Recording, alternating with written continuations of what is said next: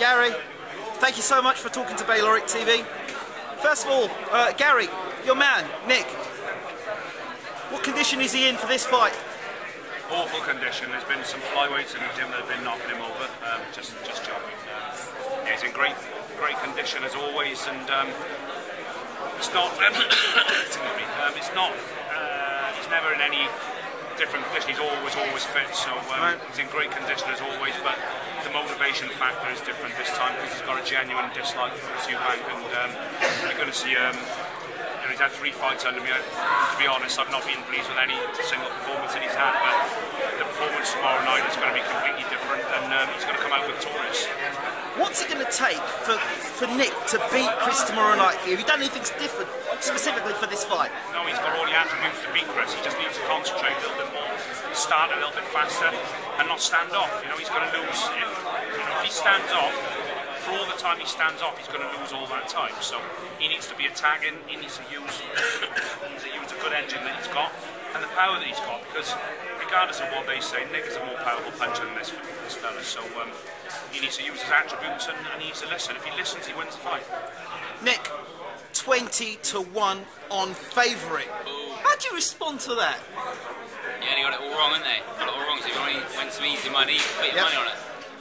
I know a lot of people through the media are talking, specifically online, comparing this fight to Spike O'Sullivan. Where do you differ from Spike O'Sullivan and won't make the mistakes that Spike has made? No, I'm a 12-round fighter. You know, Spike, he's a big punch, you know, but I've got the speed, I've got tough, strong, fit, I'm quicker. You know, I'm a completely different fighter to Spike in every way, except the fact that he comes forward and he can hit on. You know, so Spike troubled Eubank, Spike done everything wrong, and still troubled him, you know.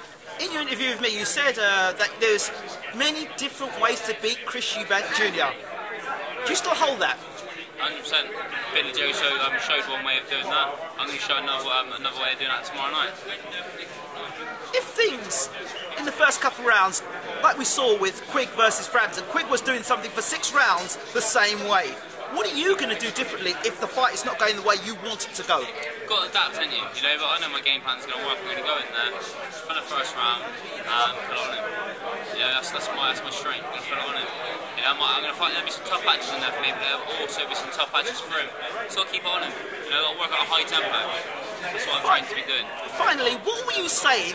Because we haven't got a microphone. Can you tell us exactly what you were saying to Chris Eubank Jr.? Saying struggling to make weight, looks gone. I said I wasn't going to kiss him.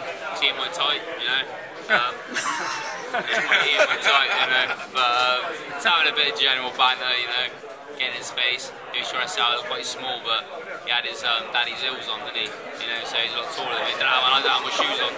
You know, so yeah. He's trying to get in my head again, you know. It's not working.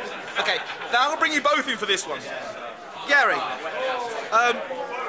you've seen these two spar before, or have you not seen them spar before? I didn't see the spar. Okay, so then you can't come in. Did you say you knocked Chris down in sparring? Is that true or not true? No, I didn't knock him down. The last time we sparred, I beat him up, and had a body shot. Always do 6 round spars, got out after the fight. Ronnie come up to me. Always smiling on the inside, that's the important. Ronnie come up to me and said he needed that today, he needed that beating. He said, you two won't fight unless for a big fight with big money. And that's what this fight is. So it's happening at the right time. Prediction? I'm going to stop him late rounds. Really? Yeah. Gary, prediction? A win. I'd be happy with any type of win. But look, we got respect for how good they are. We know that Nick's going to have to be twice as good as he'd ever been. You know, it's a tough fight. I believe Eubank's going to have to be twice as what he's ever been as well. It's a tough fight. It's going to be fight of the year, and I'm predicting a win for my man, whether it be by stoppage or by points. I'm happy either way. Final question. Is boxing a mug's game, Gary? Definitely not. Best sport in the world. Best sport in the world, worst business in the world.